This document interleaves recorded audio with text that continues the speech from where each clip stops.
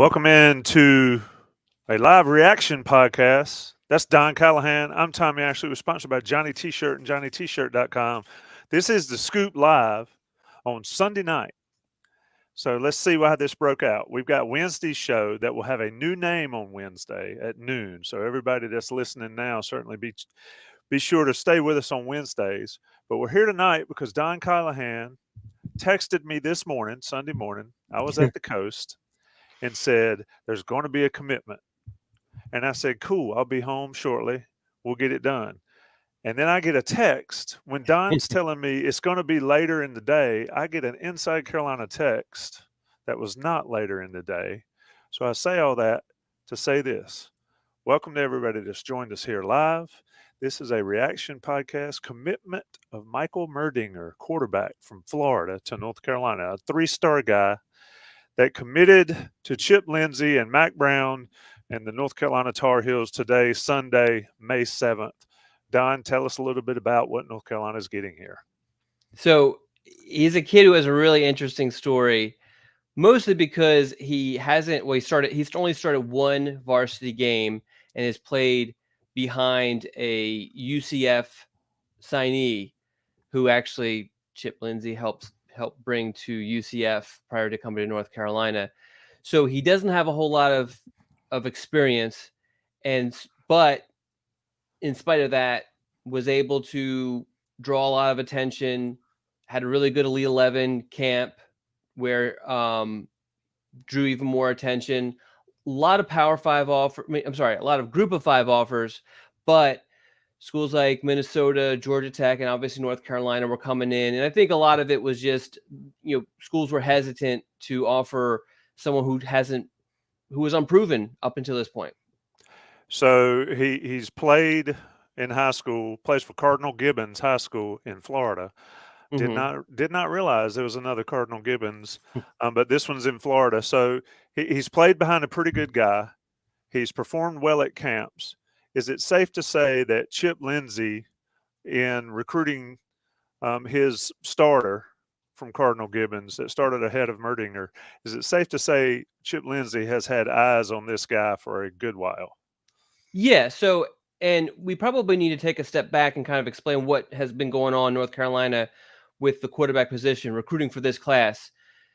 Obviously, you change your quarterback coach, your offensive coordinator, you almost kind of have to start over just because relationships are huge. I mean, they're big at every position, but the quarterback position, it's so important because of you're going to really, really spend so much time with this guy for the next 4 years or however long you're on campus. So once you change that position coach, you have to start over. That's kind of sort of what Lindsey did when he came to North Carolina, other than Jaden Davis, who's an in-state guy, stayed on him. It was kind of the same story with Jaden Davis, where he flirted a little bit, gave some hope, but then ultimately chose a different school, which is Michigan. Lindsey brought in or offered as soon as I think it was like the first day that he was officially UNC's offensive coordinator and quarterback coach, offered KJ Jackson and Jake Merklinger. Both of those guys made North Carolina their first visits following the holiday dead period. They visited again later, but both those guys end up going in a different direction. KJ committed to Arkansas. Merklinger committed to Tennessee. When those things started happening, and there's a couple other quarterbacks that UNC messed with also who end up going in different directions, but when those recruitments started to kind of hit a dead end was right before the spring evaluation period. So Chip Lindsey, and I think this was a smart move, decided, hey, look, we have some guys that were really intriguing guys, want to get a look at before we make a move. Let's wait until I'm able to get on the road, watch these guys throw before actually offering additional quarterbacks. That's what he did. He used the early part of the spring evaluation period, which only began, well, I guess it's about almost 3 weeks now. And there was, I guess we'll say there's 4. Cash McCollum, although Chip Lindsey never made it to C, was one that was on the board also, but really was Trevor Jackson, another kid from Florida, Aaron Philo, a kid from Georgia, and Merdinger, who's also obviously from Florida were the main three, the ones that he went and saw, watch, and throw. After seeing those guys throw, he invited Merdinger to campus. He visited this past Friday. He was offered, and he committed. And basically, North Carolina got their answer with the quarterback position pretty quickly. So, Director of Scouting, 24/7 Sports, Andrew Ivins, says this about Merdinger. Obviously, he hasn't played a ton of live snaps, but what we have seen over the past year has been impressive. Quick release, very accurate, oftentimes on the move. A guy we're excited to see in his spring jamboree, which is a few weeks away, and then in the fall. A unique story. Once you spend time around him, you'll like him even more. Don, tell us a little bit about the unique story here, but also, I guess this goes to show, and this is something that you and I have discussed on these podcasts since I've started doing them, the camps versus high school film or high school play. And for a guy like this is an offer based on camps, based on practice and all that. He has a lot to show on the field, but he's a commitment. He's Carolina's 13th commitment, or excuse me, 12th commitment in the 2024 class. Carolina's up to 12. This is the 13th commitment. Lot of numbers here. I do not do math. But Don, tell me why this is an important commitment for Chip Lindsey, given that Drake May is obviously in his last season at North Carolina this fall, unless something massive changes. And then there's questions surrounding whether the depth in the room currently is adequate for 2024. Yeah, so obviously the assumption is that Drake May will leave after this season. And before Drake May, we had Sam Howell, who's now playing for the Washington Commanders. I have a hard time saying Commanders. I'm going to be honest with you. Well, I won't call you out, but so you want to continue that tradition, obviously, and there are some decent prospects in that room right now. Tad Hudson, who was signed the prior class, another in-state guy. Connor Harrell, who is a guy that has got a lot of buzz a year ago. It seems that you would know better than me. I mean, how much of the quarterback stuff were you able to see, and what were your thoughts on just what was behind Drake May? I really like what Connor Harrell looked like last year. I don't know how much better he's gotten over the course of a season. I do think he's got some value. I'm not sure, just watching him, if he's got the arm talent or at least the accuracy that they need in this offense. But then again, we don't know what this offense is yet. So, Yeah. I think this fall answers a lot of questions about the quarterback room beyond Drake May. It is interesting, with the transfer portal and all that good stuff, that Lindsey's gone out and gotten him a guy that he's laid eyes on more than once. So I think it's kind of up in the air, to be quite honest. If it was a Longo room still, you'd know a little better. But right now, I guess I think I speak for everybody, and if I don't, somebody chime in the chat. It's all about waiting and seeing. So it's waiting and seeing what Chip Lindsey does on the on the field, and what the Carolina offense does on the field. It's all about what Merdinger does in high school when he gets a chance to be the guy in high school. And I would assume that a school down there has got some pretty good talent and some pretty good competition. I know that the Gibbons here does in North Carolina. So let me ask you a question about this. Why did North Carolina and Chip Lindsey go towards Merdinger rather than the other two that you discussed a little bit earlier? So I think the one big, benefit that Merdinger had, even though he lacks, the in-game experience, the starting experience, was that Lindsey obviously knew him really well because he recruited the quarterback above him for the past year plus. And so every time he was, and let me get this quarterback's name, Dylan, I think it's Rizk. Yeah, I don't know. I trust you. I don't trust me. Yeah, Rizk. Yeah, so obviously every time he went to visit Cardinal Gibbons to check him out, he was naturally seeing Merdinger throw also, so he's comfortable. But the other thing too is, so I think between the three that North Carolina was looking at, he was the lowest rated. But I feel like we can make a case that he had the highest ceiling between the three, mostly because he completed 70% of his passes. His numbers were really good. He had, what was it? I know he only had one interception and how many touchdowns? Nine, nine, yeah, Nine 9 to touchdowns. 1, right? Really good 720, and ratio right there. yeah, So, and but 70%. You wonder about when he's getting in and the yes, and that's status part of of it. ball games, but still And impressive that's numbers. yeah. So the numbers are impressive and the small sample size, but yes, you have to have the caveat of this is mop up duty. He's probably playing against crappy competition at that time. The competition is good, but he's probably playing against second stringers at the end of games. Although he did start a game last season, so he does have that. Uh, so what I'm basically saying, in that small sample size, his numbers are really good, and so if he can continue that over a full season, then this could be quite a steal for North Carolina. And so I guess what I'm saying is that compared to the other two, he probably has a higher ceiling. Now he probably has a lower floor, but he probably has the higher ceiling. And then you have the comfort, the familiarity that Coach Lindsey has with him, just from being around him much more, or seeing him throw in person much more than the other two guys. Yeah, and it's another interesting quote in your article from today. 5.14 weighted GPA, Yeah, and I miss the days where 4.0 was the highest you could get, but yeah, 5.1, smart kid, yeah, very talented in the classroom, good leader. His coach says he's got everything you need. When you look at this commitment, and I wanted to get your take here because this is something I've thought about really with everything we've talked about high school recruiting wise, is you have to, and we've talked about building the program from the high school ranks. You have to get guys and develop them, show you can develop the quarterback, show that you can recruit, develop, and then turn them into good ones. But the portal still offers a parachute, right? I yeah, mean, if Carolina, obviously, he's not going to come in next year and be a guy in 2024. He's not going to be the guy.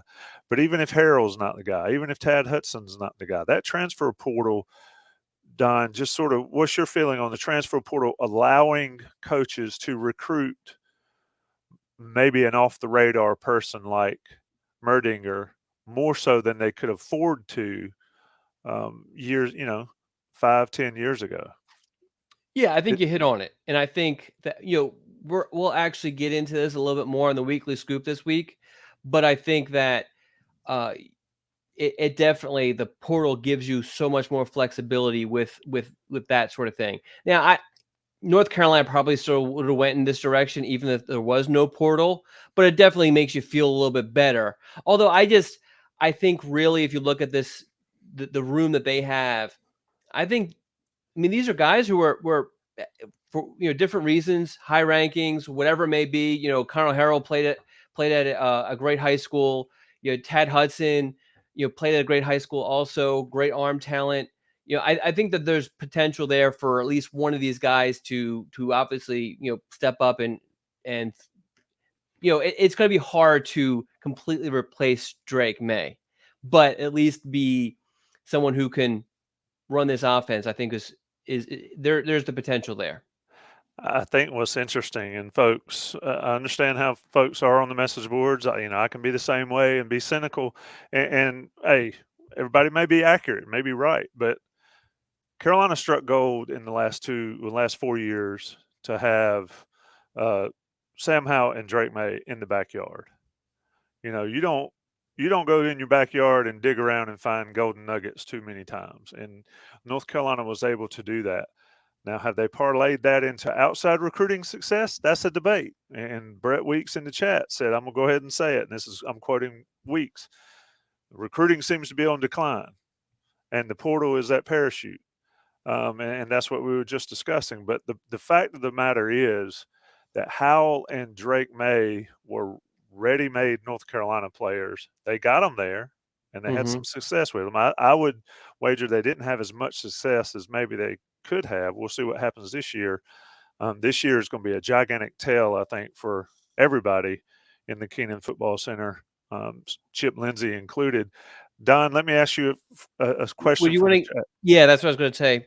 Go ahead. Yeah, let me. I got it. I'm driving. I'm All right. driving. Oh, my bad. Sometimes I You got to grab the wheel. I don't want you to hit the median. you sit in the back and you enjoy your mint juleps in your jacket and your Kentucky Derby attire, and I've got the wheel. But I failed to mention Johnny T-shirt and JohnnyT-shirt.com. Take care of those folks, please. Everybody, if everybody on these live videos would order something from Johnny T-shirt at least once a month or once every other month, man, we would do them such a great deed, and they continue to do us a great deed. So take care of Johnny T-shirt and get that 10% off. Quarterback recruiting. Luke in the chat says, will UNC pursue any more quarterbacks in this cycle, or is this it? High school quarterbacks, North Carolina is done unless something unforeseen occurs. Typically you're only going to sign one high school quarterback per class. There are some exceptions, but this North Carolina is not. This is not a situation where it would be one of those exceptions. Interesting take there. One and done in the quarterback recruiting room. Carolina has that guy. Brett Weeks getting in good. Shout out to Brett for joining us. What do you think this class will rank when it's all said and done? Don, that's one of those questions you sort of have to peer into your Well, we can. future. Yeah, I mean, the 24/7 Sports has that class calculator, which I use a lot to try to see just where things sit and all that. And then I think it's important to kind of look at prior classes to kind of see. But I think really we're looking at a class that is probably going to be rankings wise about where the last class was, and it might actually be a little bit higher, meaning what the last one ended, what was it, 29th, was it? I trust you. Those are your numbers. I don't look backwards. I look forward. That's I think right. it was 29, 30. Something like that. Yeah. So if North Carolina can finish in the top 30, that would be great. When I look at your class. art, let me ask you this though. Let me ask you about your article. It says Merdinger's commitment moves the 24 class up to 12 in the team rankings Mm-hmm. as the 13th commitment. Those rankings being 12th, just so folks understand, being 12th is because you have 13 commitments. You've got more than most schools. Is that accurate? Yes. And so right now it's just so hard to, I mean, the one thing that, and they do a great job with the rankings, but they are almost, I don't want to say pointless, but this early in the cycle, there's so much that can happen. There's so many, big, I guess, impactful commitments that will happen.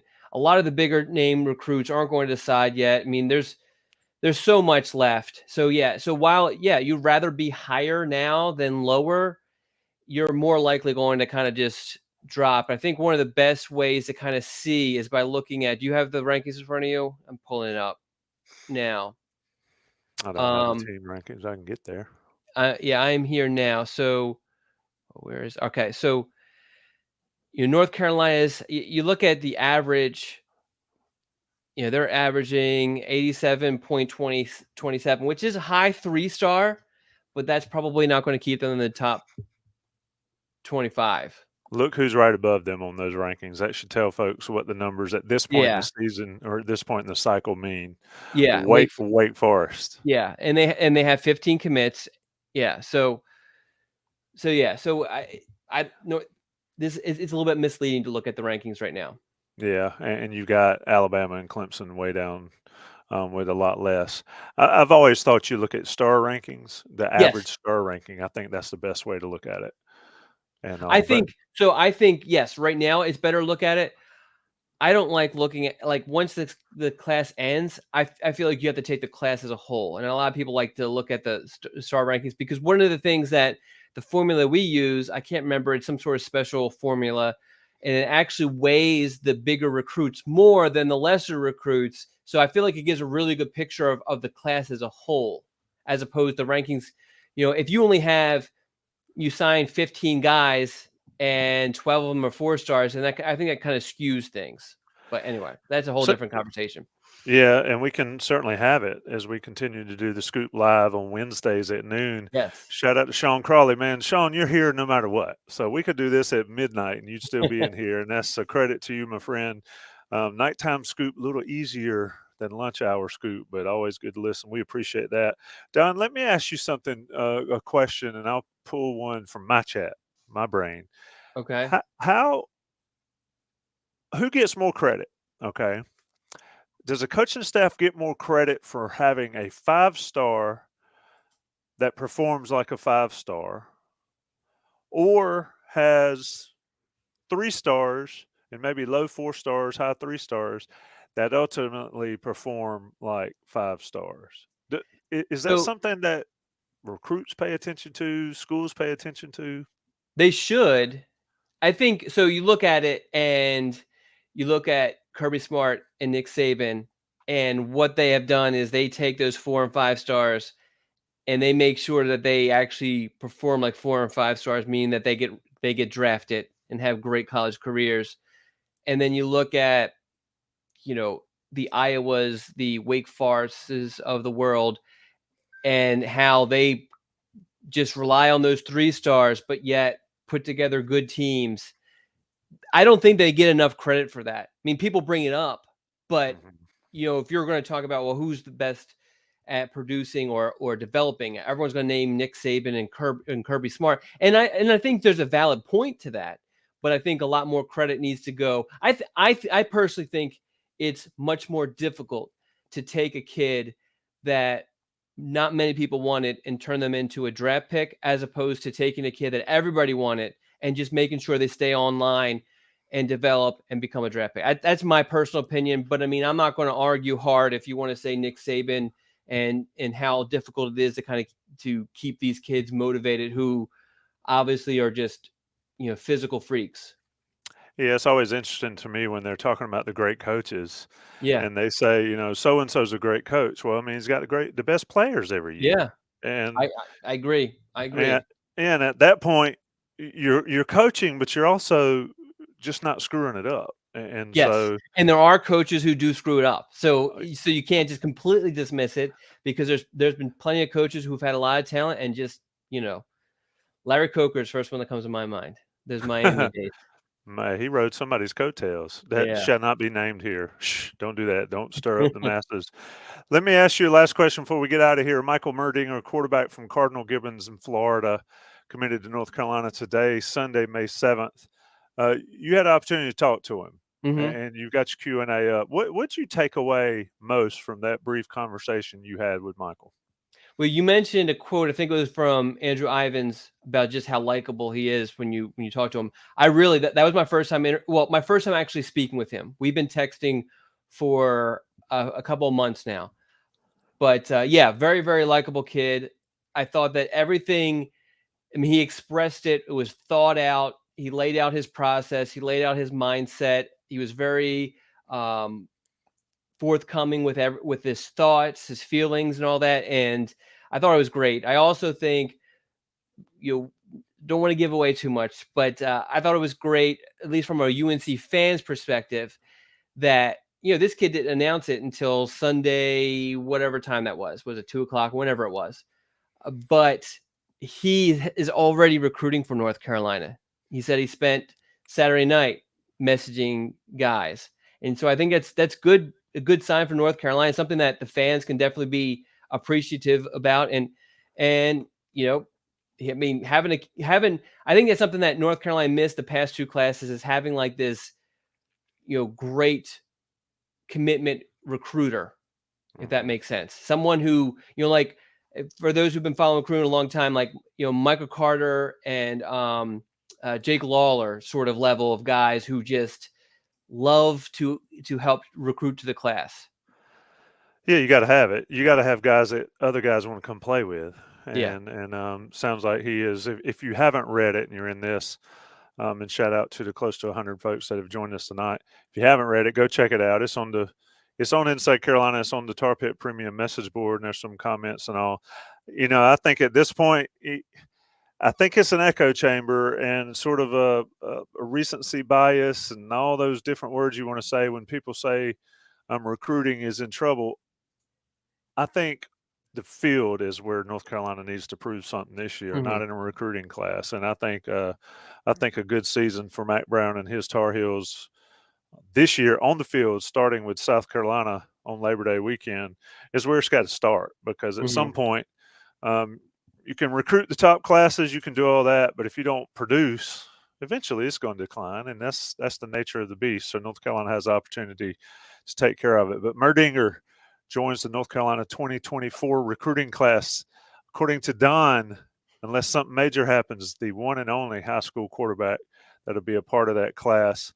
Don Callahan in the sports jacket or whatever you want to call it, smoking jacket, rolling with the T-shirt and all. I'm sweating. I had a cup of coffee to stay up for this, but it's been fun, Don. We will be back on Wednesday at noon to talk a little North Carolina football recruiting with a new name.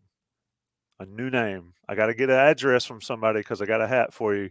But we'll be back then. Check out Johnny T-Shirt and JohnnyT-Shirt.com. Certainly check out Don all over Inside Carolina and the Tar Pit Premium message boards. He will answer your questions. You can ask Don Callahan a question on the boards, and he comes in and answers. It's just a fabulous thing. Shout out to everybody in the It chat. doesn't even have to be football recruiting I related. know. Yeah. What are we going to do? What's our top 5 for Wednesday? We'll have to come up with something. Yeah. We'll post it on the board. We'll see What how about it top goes. 5 actors? Okay, we can do that. All right. Top 5 male actors, female actors, or everybody? Ooh, that's good. Maybe we just do male first, and we could always do female. Okay. Well, I don't want to get in trouble, so maybe we combine it. We'll figure it out. Okay. I know who my number 1 is. I know who Okay. my top 2 are. I don't even have to think I about know it. who my top 2 are. So, Okay. all right. So top 5 lists, top 5 actors. We've already done the football show, Crawley. Sorry. We'll get to it. Thanks, everybody. Thanks, Don. Thanks, listeners and watchers from Inside Carolina. Check us out. Everybody be safe. Have a great rest of the weekend. We'll see you Wednesday.